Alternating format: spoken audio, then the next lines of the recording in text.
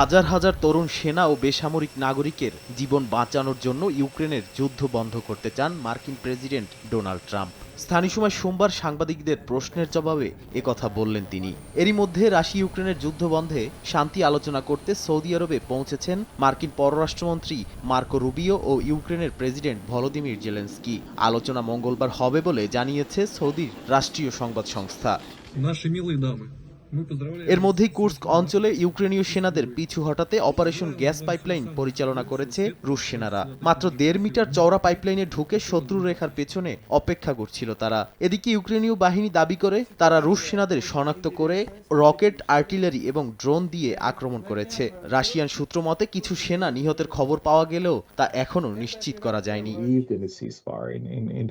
এদিকে ইউক্রেনের সবচেয়ে বড় স্টিল কোম্পানি মেটিনভেস্টের প্রধান বলেছেন, যুদ্ধবিধ্বস্ত ইউক্রেন পুনর্গঠনের জন্য যুক্তরাষ্ট্র ও ইউরোপের কাছ থেকে শক্তিশালী নিরাপত্তা গ্যারান্টি প্রয়োজন। তিনি আরও বলেন, যুদ্ধবিরতি বা শান্তি চুক্তির শর্তাবলী এবং ব্যবসায়িক বিনিয়োগের জন্য কী ধরনের গ্যারান্টি দেওয়া হবে সেটা দেখার পরেই বোঝা যাবে পুনর্গঠনের কতটা সময় কিংবা অর্থ লাগবে।